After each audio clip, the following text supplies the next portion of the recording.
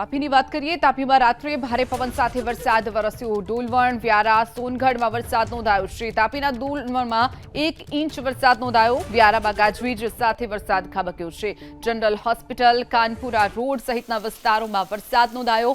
વ્યારાના flower city society road નજીક પાણી ભરાઈ જવાની પણ સમસ્યા સર્જાઈ હતી.